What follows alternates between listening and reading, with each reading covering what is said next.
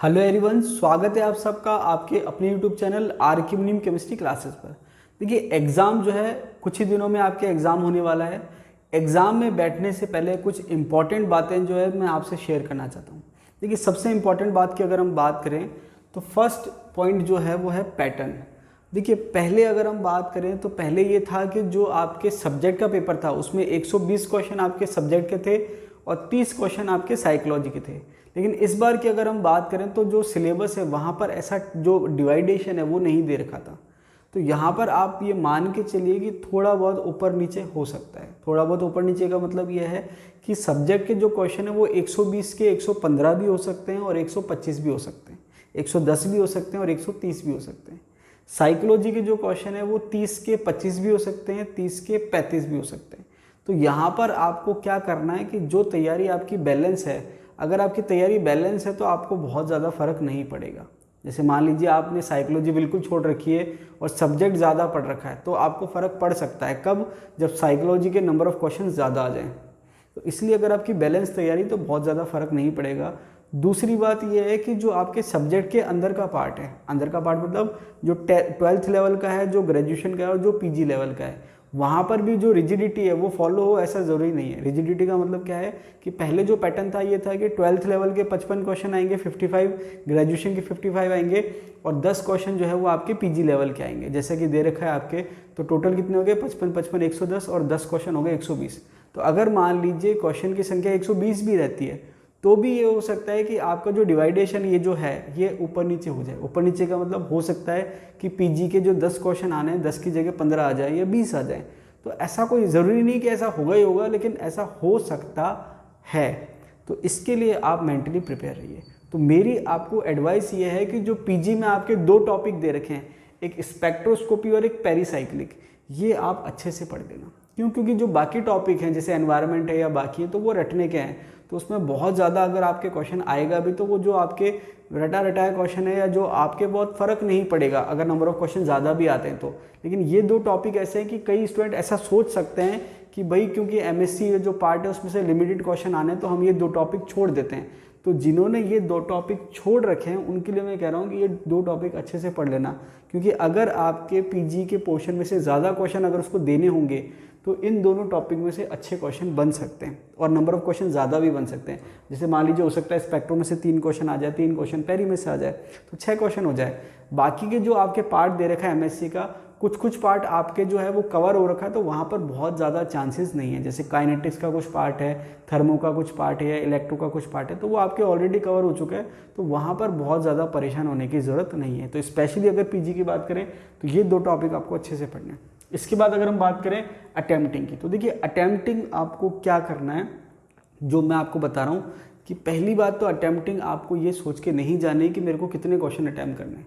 मतलब आप ये सोच के नहीं जा सकते कि 150 में से मुझे 140 अटैम्प्ट करने हैं या 145 अटैम्प्ट करने हैं। आपको केवल एक चीज़ ध्यान रखनी है कि मुझे जितने आ रहे हैं उतने मुझे अटैम्प्ट करने हैं। चाहे मुझे 130 आ रहे हों, चाहे 135 आ रहे हों, चाहे 145 आ रहे हों, वो वेरी करेगा पेपर की हार्डनेस पर। तो ये आपको सोच के नहीं जाना है कि आपको इतने अटैम्प्ट करने ही करने हैं। अगर आप ऐसे सोच के जाएंगे, जैसे मान लीजिए आपने सोच के गए कि भाई मुझे 150 क्वेश्चन अटैम्प्ट करने हैं, तो वहाँ पर आप अननेसेसरी नेगेटिव मार्किंग करेंगे। तो ये आपको ध्यान रखना है कि जितने आपको आ रहे हैं उतने आपको अटैम्प्ट करने हैं। अब अटैम्प्टिंग जो है वो हार्डनेस पे वेरी करती है। पेपर जितना हार्ड होता है अटैम्प्टिंग उतनी ही कम हो जाती है। और ये आपको एक आइडिया हो गया होगा टेस्ट सीरीज़ के जब आपने टेस्ट दिए थे तो आपको एक आइडिया था कि ये कुछ टेस्ट ईजी थे तो वहाँ पर आपकी 100% अटैम्प्टिंग हो रही थी और बच्चों के जो मार्क्स थे वो 100% भी मार्क्स आ रहे थे। लेकिन जहाँ पर टेस्ट टफ थे वहाँ पर बच्चों के नंबर बहुत कम आ रहे थे। लेकिन आप देखेंगे कि जो पोजीशन थी बच्चों की, जो उनकी रैंक थी, उस पर बहुत ज़्यादा फर्क नहीं पड़ रहा था। तो ये आप मान के चलिए कि आपको जितने आ रहे हैं आप उतने करेंगे तो आपकी रैंक पे फ़र्क नहीं पड़ेगा।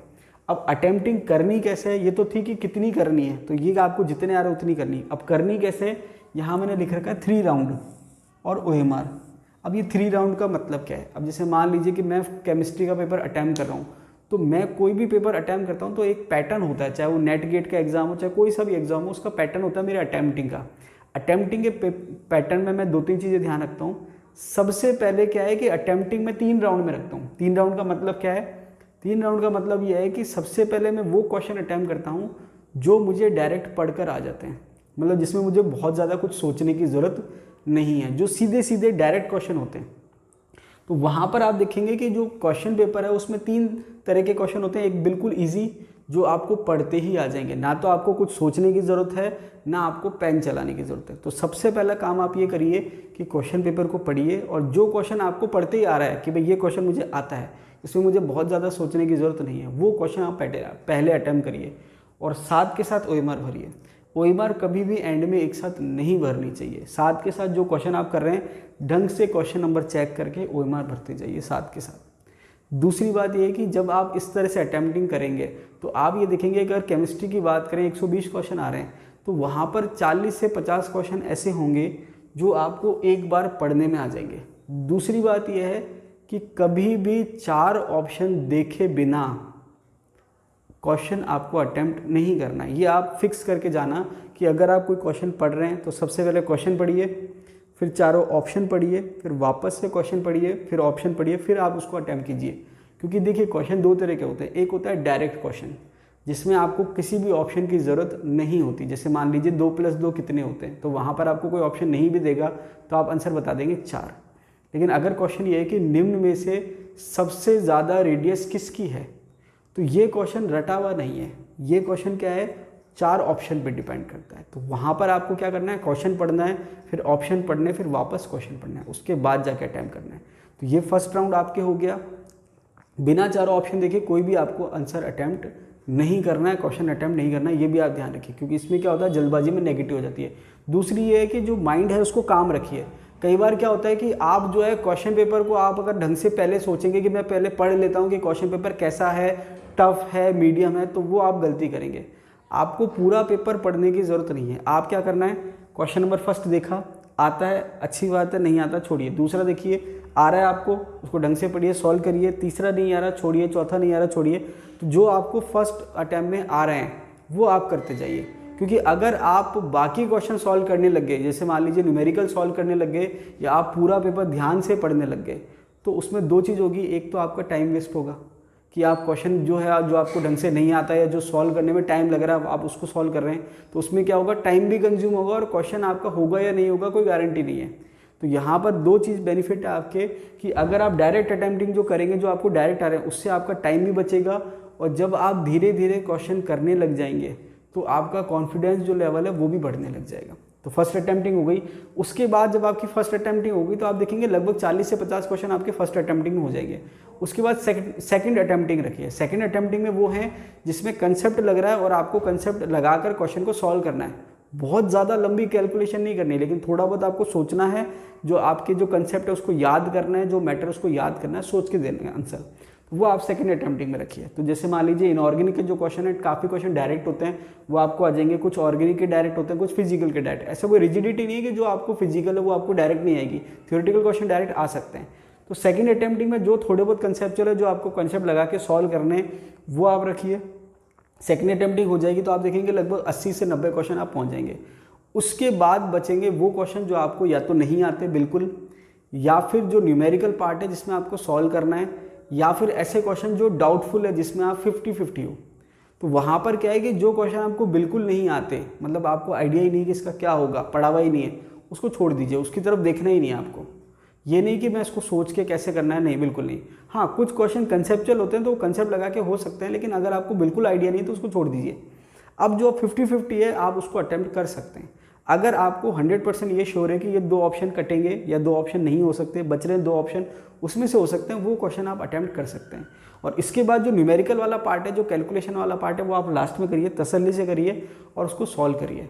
न्यूमेरिकल वाले पार्ट में भी आप एक चीज़ का ध्यान रख सकते हैं कि अगर ऑप्शन दूर दूर हैं तो आपको बिल्कुल एक्यूरेट सॉल्व करने की ज़रूरत नहीं है। जैसे आप मान लीजिए कि पाई की वैल्यू को आपको 3.14 रखना है या जो भी आपको वैल्यू रखनी है, तो वहाँ जैसे मान लीजिए एवोगैड्रो संख्या 6.023 है या 6.022 है, तो ऐसा ज़रूरी नहीं है, आप 6 रख के काम चला लीजिए। अगर ऑप्शन दूर दूर है तो आप रफली कैलकुलेट कर सकते हैं, तो वहाँ पर आपका टाइम बचेगा और आंसर आपका आ जाएगा। तो ये आपके अटेम्प्टिंग का पैटर्न है। OMR आपको साथ के साथ भरनी है, तो ये आप फॉलो करेंगे तो उससे क्या होगा कि आपका कॉन्फिडेंस भी बिल्डअप होगा कि जो क्वेश्चन आपको आ रहे हैं और जो क्वेश्चन आपको नहीं आ रहे हैं उसको आपको छोड़ के आना है। अब नेक्स्ट पॉइंट की अगर हम बात करें तो थर्ड पॉइंट है ओनली रिवीजन। अब आपको कोई एक्सपेरिमेंट नहीं करना है, कोई टॉपिक आपने पढ़ा नहीं है, छोड़ रखा है, तो उसको छोड़े रखिए। अब कोई भी नया टॉपिक पढ़ने की ज़रूरत नहीं है, कुछ भी नया करने की ज़रूरत नहीं है। कहीं भी अब आप सोचें कि नए कोई क्वेश्चन कर लूँ या नई थ्योरी कर लूँ, अब देखिए नए क्वेश्चन या नई थ्योरी आप देखेंगे लास्ट में मुश्किल से 5 दिन बच रहे हैं, तो आपको नया कुछ भी नहीं करना है, ना तो कोई नई थ्योरी करनी है, ना ही कोई नया क्वेश्चंस करना है। अब आपको केवल क्या करना है कि जो मैटर आपने पढ़ रखा है, जितना पढ़ रखा है उसको आप अच्छे से रिवाइज कर लीजिए। थ्योरी के साथ साथ जो आपने क्वेश्चंस पढ़ रखे हैं उनको रिवाइज कर लीजिए। नए क्वेश्चन पढ़ने से बेटर ये है कि जो आपने पढ़ रखा है थ्योरी प्लस क्वेश्चंस उनको अच्छे से रिवाइज कर लीजिए। क्यों? क्योंकि अगर आप नया क्वेश्चन एक पढ़ेंगे आपके 10 क्वेश्चन का रिवीजन रह जाएगा। ठीक है, इसके बाद है जीके।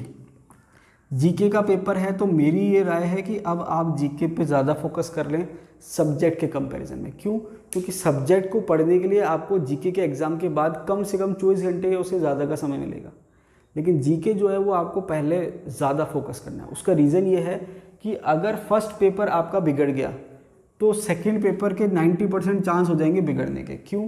क्योंकि देखिए होगा क्या कि काफ़ी स्टूडेंट्स ऐसे होंगे जो जीके का पेपर देखने के बाद उनको एक आइडिया हो जाएगा कि जो मिनिमम क्राइटेरिया है, जो 40% के मार्क्स का है, वो उनका फुलफिल नहीं हो रहा है, तो वो मेंटली प्रेशर में आ जाएंगे। तो इसलिए जो है जीके पे आप फोकस करिए। और जीके पे मैंने आपको बताया था कि कुछ पार्ट ऐसा है जिसमें बहुत टफ क्वेश्चन बन सकते हैं या बनते हैं नॉर्मली, जैसे हिस्ट्री का पार्ट हो गया, पॉलिटिकल का पार्ट हो गया, या करंट जीके का भी कई बार भरोसा नहीं होता, बहुत ज़्यादा पुराना पूछ लेता है या कई बार बहुत ज़्यादा अपडेट पूछ लेता है। तो वहाँ पर भी थोड़ा बहुत क्या है, तैयारी पर डिपेंड करता है कि आपकी कितनी तैयारी है। तो यहाँ पर जीके जो है जो फिक्स पैटर्न है जिसमें बहुत ज़्यादा फ्लक्चुएट नहीं हो सकता, mental ability, reasoning, maths, science, Hindi या जो भी आपके पोर्शन है, ज्योग्राफी या जो इतना भी पोर्शन है वो आप अच्छे से करिए, तो आपकी ठीक ठाक अटेम्प्टिंग होनी चाहिए। क्योंकि अगर पहला पेपर बिगड़ गया तो देखिए, अगर मान लीजिए किसी का इतना ज़्यादा बिगड़ गया कि वो जो मिनिमम क्राइटेरिया उसको फुलफिल नहीं कर पा रहा, तो फिर ये है कि कुछ बच्चे तो ऐसे होंगे जो सेकंड पेपर उनकी देने की हिम्मत ही नहीं होगी या वो बिल्कुल डिमोटिवेट हो जाएंगे।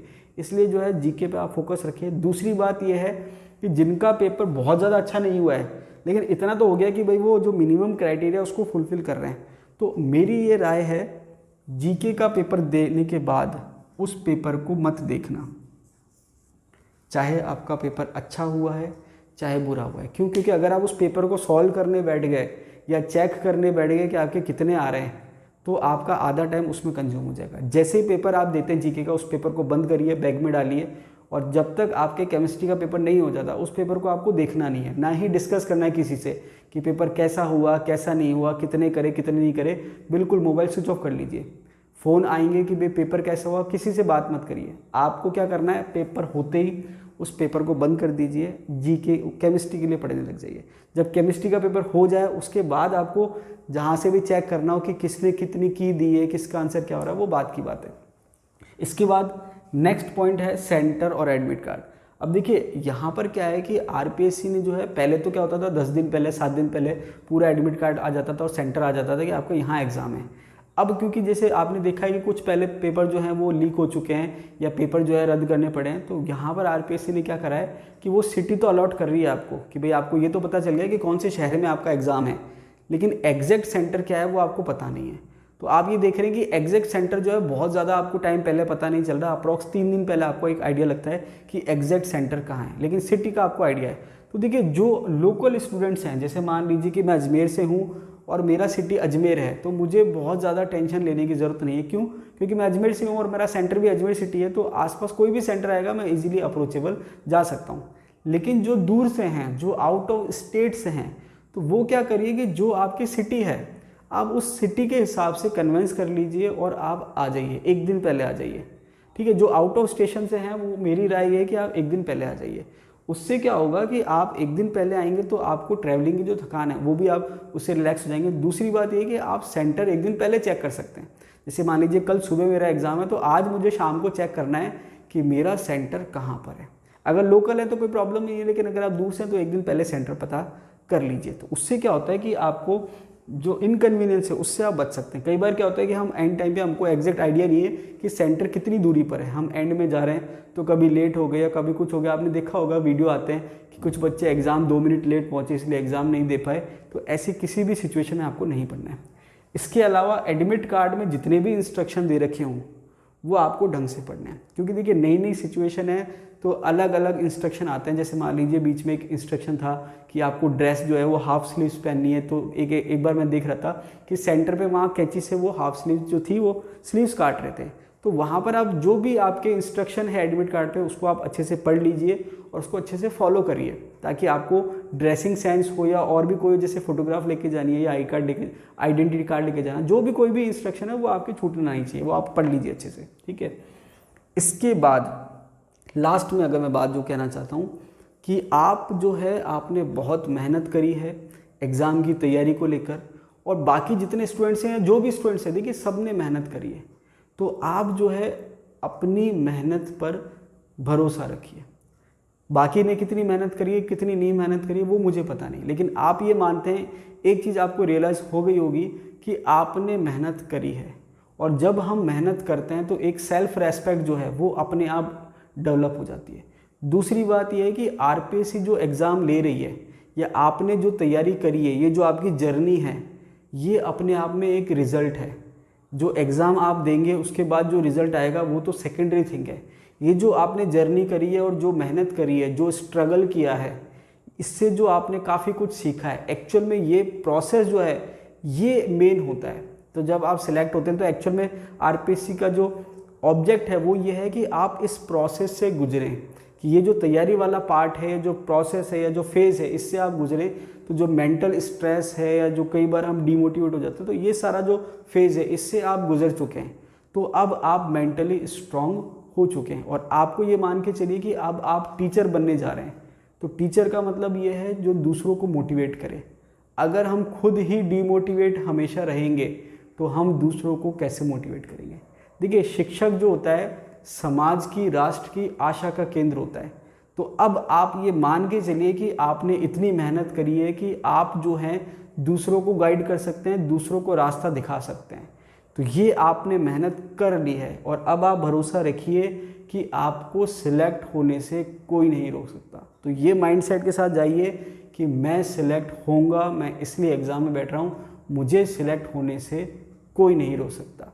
मेरी शुभकामना जो है, मेरा जो आशीर्वाद है वो आपके साथ है। आपका जो एग्ज़ाम है बहुत अच्छा होगा और आपको जो है पॉजिटिव रिज़ल्ट मिलेगा। इसी शुभकामनाओं के साथ जय हिंद, जय भारत।